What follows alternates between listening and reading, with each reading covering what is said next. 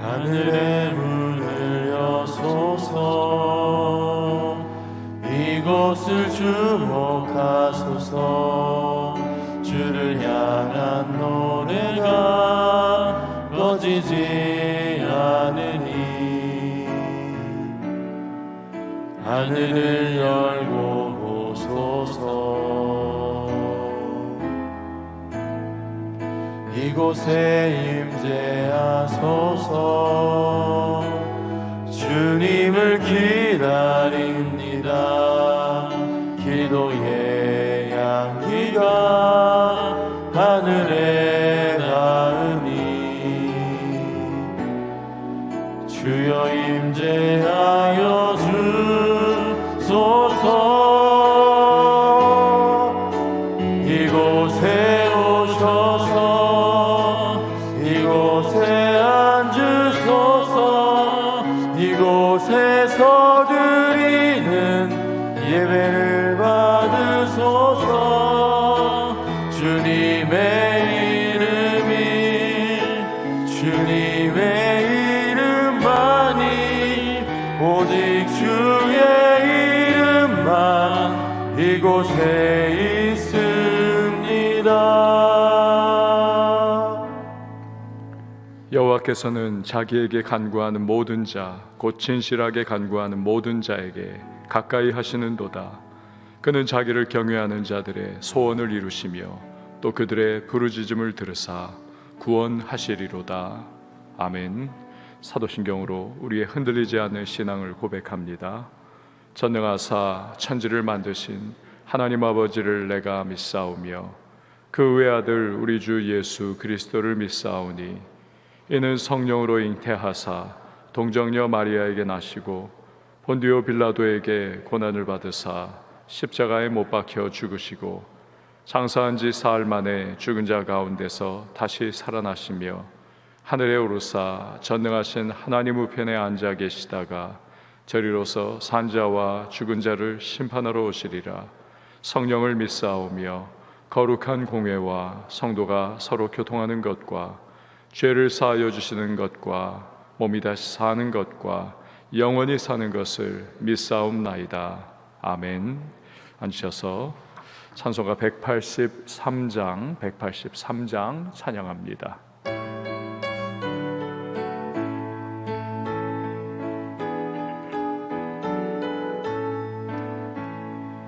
빈들의 마른 불같이 시든 나의 영혼. 주님이 약속한 성령 간절히 기다리네. 가물어 메마른 땅에 단비를 내리시듯 성령의 단비를 부어 새 생명 주옵소서. 찬가운 빗소리 들려 산천이 춤을 추네. 봄비로 내리는 성령 내게도 주옵소서. 가물어 메마른 땅에 단비를 내리시듯 성령의 단비를 부어 새 생명 주옵소서. 절 따라 우로를 내려 조목이 무성하니 갈급한 내 심령 위에 성령을 부으소서. 가물어 메마른 땅에 단비를 내리시듯 성령의 단비를 부어 새 생명 주옵소서. 참되신 사랑의 언약 어길 수 있사오랴. 오늘의 흡족한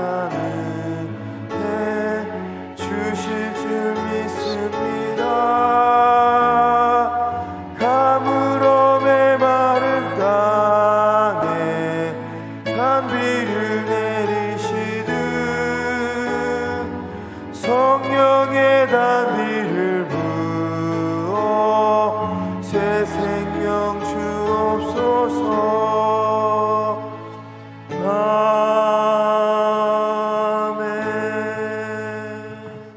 하나님의 말씀은 다니엘서 2장 24절에서 35절 말씀, 다니엘서 2장 24절에서 35절 말씀 우리 한 절씩 교독하도록 하겠습니다. 이에 다니엘은 왕이 바벨론 지혜자들을 죽이라 명령한 아리옥에게로 가서 그에게 이같이 이르되 바벨론 지혜자들을 죽이지 말고 나를 왕의 앞으로 인도하라. 그리하면 내가 그 해석을 왕께 알려드리리라 하니 이에 아리옥이 다니엘을 데리고 급히 왕 앞에 들어가서 아뢰되 내가 사로잡혀온 유다 자손 중에서 한 사람을 찾아내었나이다. 그가 그 해석을 왕께 알려드리리다 하니라. 왕이 대답하여 벨드사살이라 이름한 다니엘에게 이르되 내가 꾼 꿈과 그 해석을 내가 능히 내게 알게 하겠느냐 하니 다니엘이 왕 앞에 대답하여 이르되 왕이 부르신 바 은밀한 것은 지혜자나 술객이나 박수나 점쟁이가 능히 왕께 보일 수 없으되 오직 은밀한 것을 나타내시리는 하늘에 계신 하나님이시라. 그가 느부갓네살 왕에게 후일에 될 일을 알게 하셨나이다. 왕의 꿈 곧 왕이 침상에서 머릿속으로 받은 환상은 이러하니이다.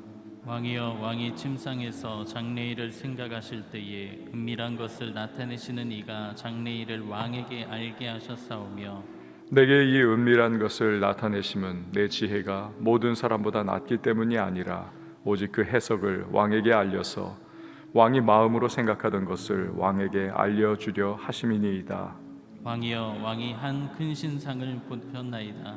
그 신상이 왕의 앞에 섰는데 그거 광채가 매우 찬란하며 그 모양이 심히 두려우니 그 우상의 머리는 순금이요 가슴과 두 팔은 은이요 배와 넓적다리는 노시요 그 종아리는 쇠요 그 발은 얼마는 쇠요 얼마는 진흙이었나이다.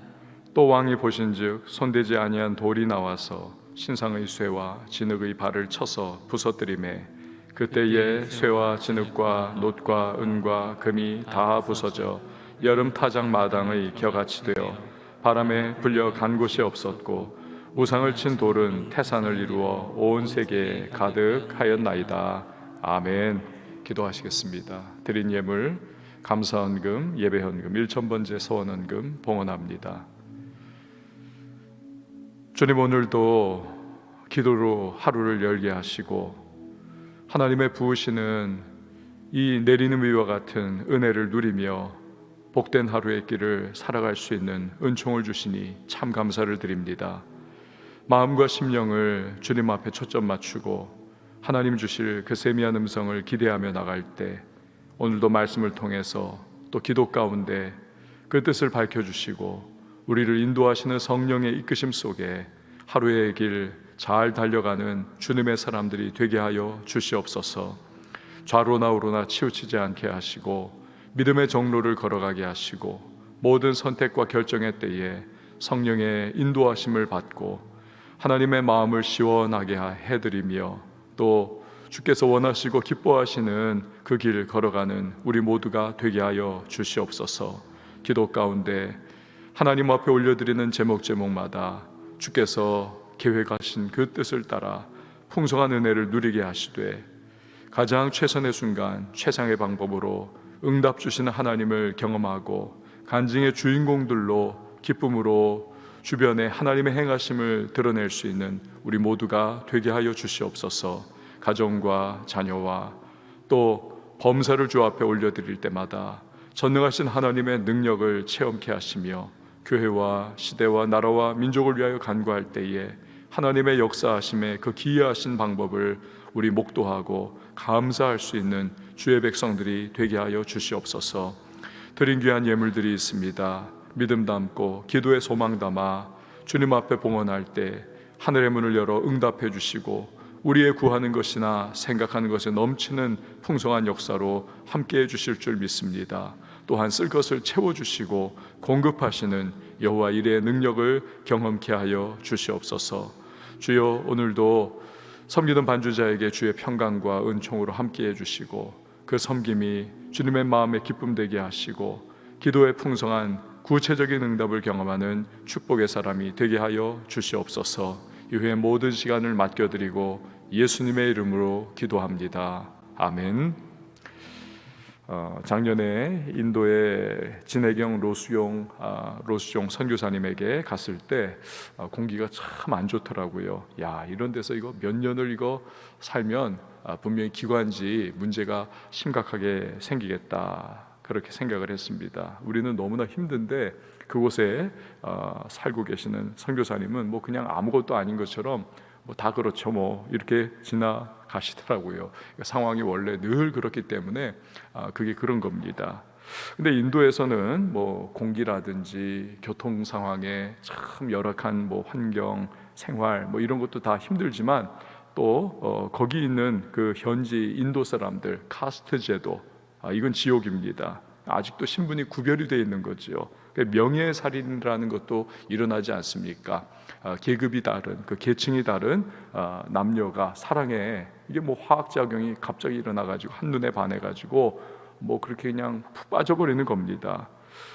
그러니까 그걸 보고 있는 부모나 또 형제가 우리 가문에 우리 계급의 명예를 더럽혔다 해가지고는 그 여자를 살인을 하는 겁니다. 살인자가 부모입니다. 또 형제입니다. 이런 일이 일어나는 것이죠. 기가 막힌 것은 불가촉 천민이라는 계급이 있습니다. 이 카스트의 가장 하위 계층인 거죠. 불가촉입니다.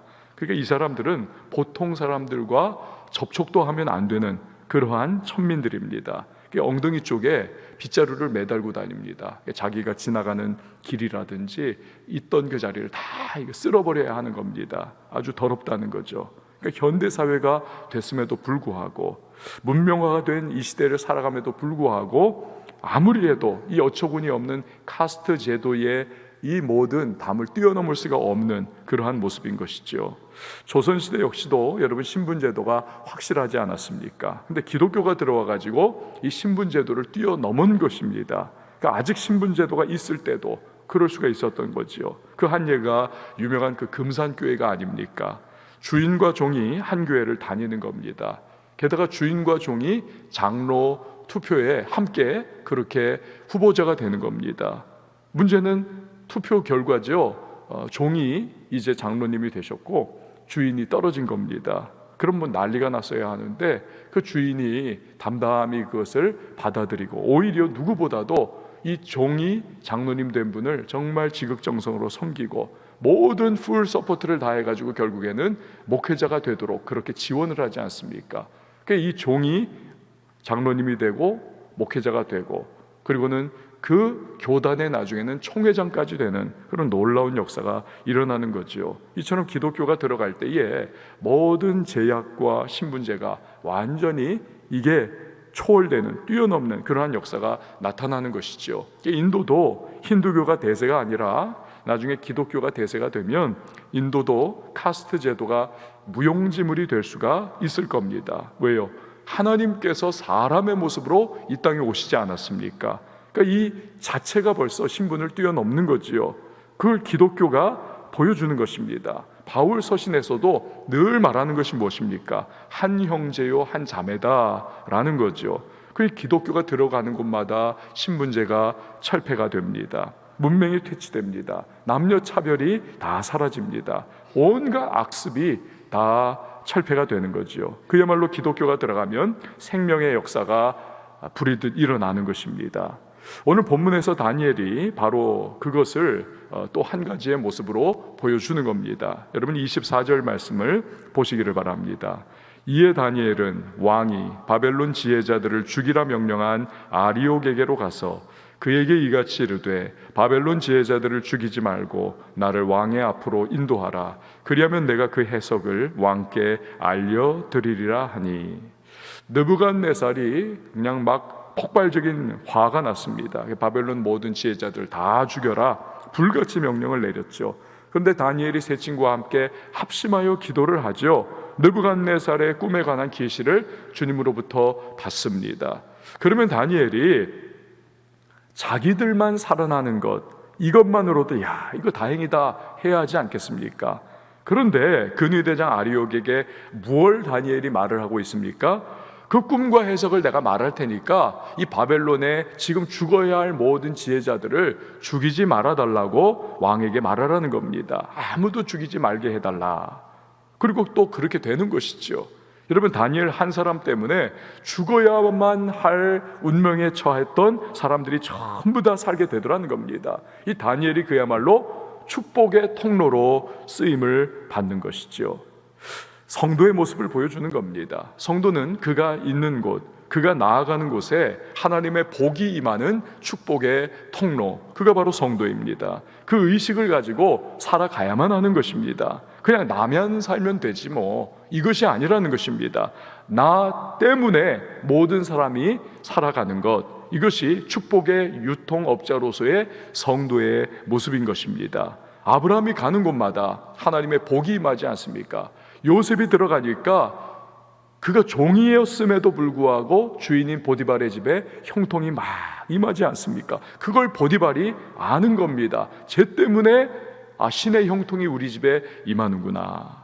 여러분, 우리 때문에 가정에 복이 임할 줄 믿습니다. 우리 때문에 일터 현장에 복이 임하는 것입니다. 어떻게 해요? 우리가 그것을 위하여 기도하기 때문에 그렇습니다. 우리가 가정을 위해 기도하고 자녀 위해서 기도하고 또 우리의 일터의 현장을 위해서 기도하고 사회를 위해서 기도하고 이 나라와 민족을 위해서 기도할 때 하나님의 은혜와 복이 여러분 우리의 기도의 대상들마다 임하고 그 복의 형통의 역사가 그곳에 나타나게 될 줄 믿습니다. 또 우리가 복음을 전하기 때문에 그렇죠. 가장 큰 복인 복음을 전하기 때문에 근본적인 변화가 일어나고 생명의 역사가 그곳에 임하는 것이죠. 서구 사회가 여러분 바로 그 확실한 증거가 아닙니까? 사회학자인 막스 베버가 프로테스탄트 윤리와 자본주의라고 하는 책에서 결국 뭡니까? 종교개혁가들로부터 시작된 이 복음의 역사, 이 기독교의 윤리가 서구 사회를 결국에는 눈부시게 발전시켰다는 것이 아닙니까? 그게 사회학자의 결론인 것입니다. 여러분, 오늘 우리가 기도할 때에 나와 우리 가정만을 위해서 기도하는 것이 아니라 우리의 기도의 지경을 넓혀가지고 내가 일하는 일터를 위해서 기도하고 내가 살아가는 이 사회를 위해서 우리가 간구할 때에 민족을 위해서 기도할 때 하나님의 축복이 그 기도가 반드시 공중에서 흩어지는 것이 아니라 이 땅 가운데 내 삶의 주변에 임한다는 사실을 우리는 믿어야만 하는 것입니다. 그럴 때로 우리는요 시시하게 살아가는 사람들이 아닙니다. 그냥 뭐 먹고 살고 어떻게 그냥 이 상황과 어려움들을 그냥 단순히 극복하느냐 이 차원이 아니라 우리는 세계 경영을 해가시는 그 하나님의 축복의 통로로 우리는 쓰임을 받는 것입니다. 이게 당당한 자부심을 가지고 기도하는 것이고 그렇게 우리는 살아갈 수가 있는 것이죠. 자, 오늘 다니엘이 그런 모습을 보여주는 겁니다. 아무도 죽지 않게 해달라. 그러면서 그가 말하죠. 내가 그 해석을 왕께 알려드리겠습니다. 이 요셉의 이야기가 구조가 굉장히 비슷하지 않습니까? 둘 다 모두 다 꿈을 해석을 하는 거죠. 그게 뭡니까 여러분? 결국 세상은요 여러분 진정한 해답을 모르는 것입니다. 알지 못해요. 그러나 하나님의 사람, 성령의 사람은 해답을 알고 있는 것입니다. 오늘날도 마찬가지입니다. 세상은 다 아는 것 같습니다. 지식은 넘쳐 흐릅니다. 지식은 넘쳐 흘러요.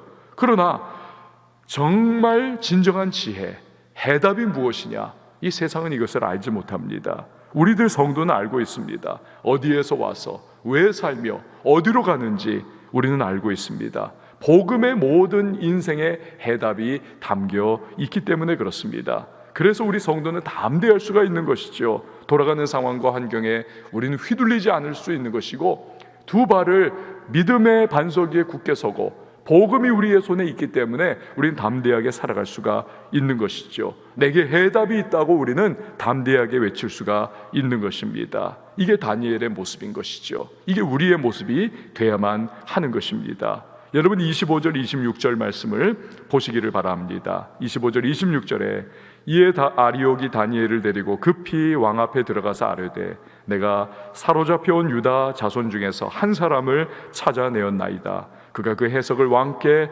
알려드리리이다 하니라. 왕이 대답하여 벨드사살이라 이름한 다니엘에게 이르되 내가 꾼 꿈과 그 해석을 내가 능히 내게 알게 하겠느냐 하니, 아리옥으로부터 포로민 유다 백성 중에 한 사람이 왕의 꿈과 해석을 알고 있다. 이 말들은 느부갓네살이 다니엘에게 야, 네가 정말 그걸 할 수가 있겠느냐 묻습니다. 그렇죠? 근데 원어로 보면 이 문장이요 굉장히 시니컬합니다. 아주 회의적입니다. 꽤나 그 뉘앙스가 회의적이에요. 바벨론 최고의 지혜자들이 그거 다 전부 두 손 두 발 들었는데 아이고 네가 어떻게 그걸 알 수 있겠느냐 뭐 그런 태도입니다. 근데 다니엘이 대답을 하죠. 27절 28절 말씀을 보시기 바랍니다. 다니엘이 왕 앞에 대답하여 이르되 왕이 물은 바 은밀한 것은 지혜자나 술객이나 박수나 점쟁이가 능히 왕께 보일 수 없으되 오직 은밀한 것을 나타내시리는 하늘에 계신 하나님이시라. 그가 느부갓네살 왕에게 후일에 될 일을 알게 하셨나이다. 왕의 꿈 곧 왕이 침상에서 머릿속으로 받은 환상은 이러하니이다.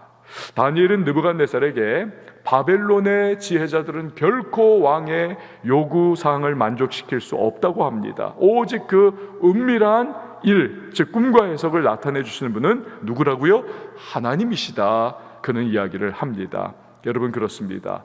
하나님으로부터 오리진 그 기원이 시작된 것을 세상은 알 수가 없는 것입니다. 또한 하나님께 속한 것을 세상은 가질 수가 결코 없는 것입니다. 모세도 그렇죠. 모세가 행하는 이적들 애굽술사들이 따라하는 듯 하기는 했습니다. 그렇지만 결국에 어떻습니까? 두 손 두 발 다 드는 거죠. 애굽술사들이 뱀을 만들어 이렇게 보였지만 그 뱀을 모세의 지팡이가 되었던 뱀이 잡아 먹어버리는 것입니다. 이처럼 세상은 언제나 하나님의 것을 모방하고 따라하려고 해보지만 제대로 될 수가 없는 겁니다. 왜요? 하나님이 오리진, 기원이 되시기 때문에 그렇습니다. 오리지널이 하나님이세요.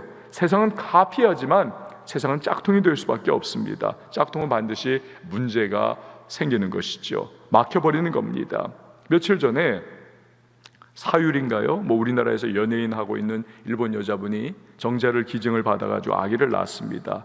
비혼이라고 하는 상태에서 그렇게 했다죠. 아기를 낳고 싶었다는 겁니다. 물론 아기 낳기조차 싫어하는 요즘 시대에 아기를 낳았다는 것은 대단한 일이고 또 그 아기 자체는 참 축복이죠. 축복입니다. 생명이 태어났잖아요. 그러나 하나님께서 오리지널, 그 오리진이 하나님이 되어주신, 기원이 하나님이 되어주신 이런 아기가 자라는 환경, 여러분 이것은 무엇입니까? 남녀가 함께 부모가 돼서 키우는 가정인 것이죠. 이걸 무시하고 비혼 상태에서 그렇게 아기를 낳는다. 물론 일각에서는 짐승 같은 그런 아빠들보다는 이게 낫지 않겠느냐 그런 말도 있을 수가 있습니다. 그러나 이 상황은 특수한 케이스죠. 일반화하면 절대로 안 되는 것이죠. 대부분의 아빠들은 정상적입니다. 헌신하고 자기 목숨까지 내놓으려고 하고 정말 그렇게 사랑합니다. 그런 아빠와 그런 엄마의 이루어진 가정 속에서 아빠의 부성애와 엄마의 모성애를 둘 다 누리면서 그렇게 배우면서 자라나는 아이, 그렇지 못한 가정에서 자라나는 아이, 특별히 아예 그냥 비혼 가정의 아이, 이거 생각하면 이거 어떻게 세상이 이렇게 돌아가는가, 한숨이 나올 수밖에 없습니다. 근데 이게 세상이 하는 짝퉁의 방식이라는 것입니다. 그 가치와 기능을 역행을 해버리고 저하를 시키는 거죠. 또 어제 뉴스에는 어떻습니까? 영국에서는 여자였다가 남자로 성전환 수술을 받은 사람이 역시 또 정자를 기증받아가지고 아기를 낳습니다. 그리고는 아기 부모가 엄마라고 등록이 되니까 이걸 아예 그냥 법적으로 바꾸겠다고 유럽 인권 법원에다가 소송을 신청을 하겠다고 합니다. 그러니까 가만 보면 이 사사기의 모습이 그대로 드러나요. 정말 자기 소견에 옳은 대로 그렇게 그냥 자기 생각대로 하는 모습이구나. 여러분, 하나님께서 오리지널로 세워주신 그것을 세상이 뭘 어떻게 해보겠다고, 사람이 어떻게 해보겠다고 자꾸 그러는 모습, 제대로 될 수가 없는 것입니다. 막혀버리는 것이고 망가져버리는 것이고 한계에 봉착할 수밖에 없습니다. 그 한계를 또 한번 어떻게 해보겠다고 또 몸부림을 치지만 또 다른 역기능을 불러오고 계속 문제가 일어날 수밖에 없는 겁니다. 여러분, 우리 크리스천은 하나님이 이끄시는 대로 그 결을 따라서 살아가는 것이 최고요, 최선의 방법이요, 그것이 축복의 삶이라는 사실을 우리는 늘 기억해야만 합니다. 오직 은밀한 것을 나타내시리는 하늘에 계신 하나님이시다, 이걸 기억하면서 우리는 하나님의 뜻대로 살아가고 그분의 말씀대로 살아갈 때에 거기에 은혜가 있고 거기에 순기능적인 삶이 있고 거기에 하나님의 축복이 임할 줄 믿습니다. 29절에서 30절 말씀을 여러분 보시기를 바랍니다. 왕이여, 왕이 침상에서 장래일을 나타내실 때에 은밀한 것을 나타내시는 이가 장래일을 왕에게 알게 하셨사오며 내게 이 은밀한 것을 나타내심은 내 지혜가 모든 사람보다 낫기 때문이 아니라 오직 그 해석을 왕에게 알려서 왕이 마음으로 생각하던 것을 왕에게 알려주려 하심이니이다. 다니엘은 바벨론 모든 지혜자가 감히 시도조차 할 수 없던 일을 지금 할 수 있게 된 것은 오직 하나님 때문이라는 것을 애초에 밝히고 시작을 합니다. 여러분, 이것이 크리스천이 세상을 살아가야 하는 태도가 아닐까 생각을 합니다. 처음부터 그냥 밝히는 거예요. 나는 하나님의 사람입니다.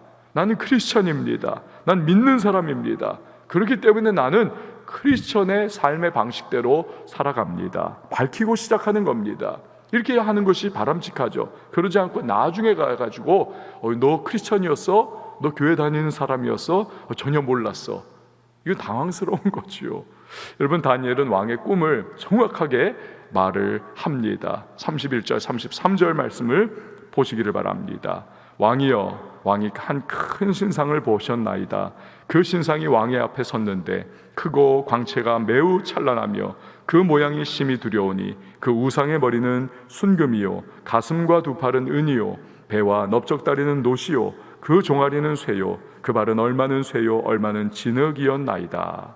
그러니까 각각 다른 재질로 구성된 머리, 또 가슴과 두 팔, 배와 넓적다리, 또 종아리로 만들어진 이런 사람의 신상이 서 있더라는 겁니다. 이건 하나님께서 역사에 등장시키실 4개의 나라를 이제 말씀하고 있는 것이죠. 그런데 이 4개의 나라가 지나갈 때에 한 가지의 큰 사건이 등장을 하지요. 34절에서 35절 말씀 우리 같이 한번 읽어보도록 하겠습니다. 시작.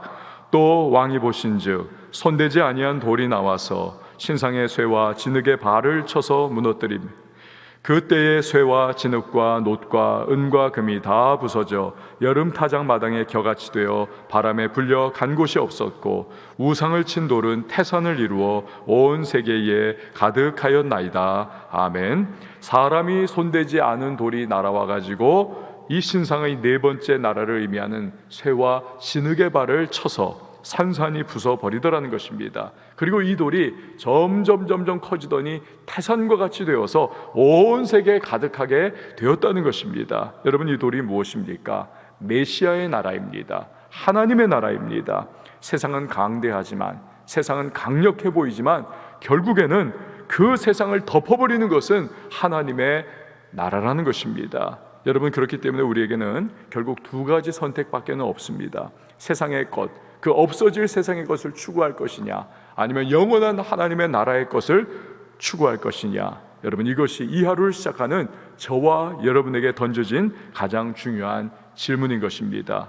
오늘 이 하루를 시작하면서 기도 가운데 하나님의 뜻을 구하고 내 인생을 이끌어 가신 하나님의 은혜의 손길에 나 자신을 맡겨드리면서 그가 주신 힘과 능력을 따라 살아가는 저와 여러분, 오늘도 영원한 하나님의 나라의 것을 우리가 생각하면서 그 하나님의 인도하심 가운데 믿음으로 반응하며 살아가는 우리 모두가 될 수 있기를 바랍니다. 그럴 때 우리의 인생길을 인도하시는 주님의 선한 능력을 우리는 맛보게 될 것입니다. 우리 시간 함께 찬양하시고 기도하도록 하겠습니다.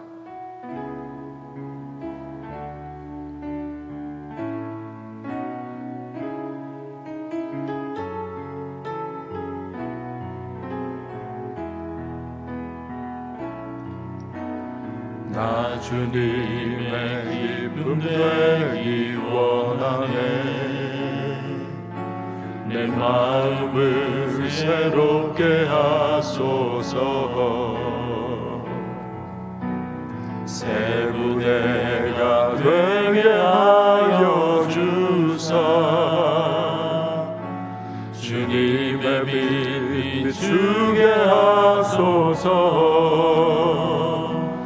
내가 원하는 한 가지 주님의 기쁨이 되는 것. 내가 원하는 한 가지 주님의 기쁨이 되는 것. 겸손히 내 마음 드립니다. 나의 모든 것 받으소서. 나의 맘 깨끗게 씻어주사 주의 길로 행하게 하소서. 내가 원하는 한 가지 주님의 기쁨이 되는 것. 내가 원하는 한 가지 주님의 기쁨이 내가 원하는 한 가지 내가 원하는 한 가지 주님의 기쁨이 되는 것. 내가 원하는 한 가지 주님의 기쁨이 되는 것. 여러분, 이 시간에 기도하며 나갈 때에 하나님의 것 영원합니다. 그 하나님의 것을, 또 하나님의 나라를, 복음을 늘 추구하며 그 위에 굳건하게 두 발 디디고 서서 오늘도 좌로나 우로나 치우치지 않고 믿음의 정로를 걸어가는 사람 될 수 있도록 도와달라고 우리 기도합니다. 우리가 임하는 곳에, 우리가 걸어가는 인생길에, 내가 있는 그곳에 하나님의 축복이 임합니다. 또 그렇게 우리가 기도하며 나갈 때에 우리의 삶의 터전 속에 하나님의 은혜가, 하나님의 복이 임할 것입니다. 그래서 세상을 이끌어가는 것, 세상을 경영하시는 하나님의 동업자가 되는 것이 우리의 모습인 것이죠. 주여 나를 사용해달라고 오늘도 기도할 때에 내가 기도하는 대상들, 내가 살아가는 그곳이 하나님의 은총의 현장이 될 수 있도록 도와달라고 우리 같이 기도합니다. 가정을 위해서 기도하고 또 자녀를 위해서 기도하고 또한 여러분의 가지고 나온 기도의 제목과 일터의 현장을 위해서 기도하시고요, 교회를 위해서 또 이 나라를 위해서 우리 선교사님들과 민족을 위해서 기도할 때에 우리 한번 두 손 높이 들고 주님의 이름 세 번 외치고 우리 통성으로 기도합니다. 주여 주여 주여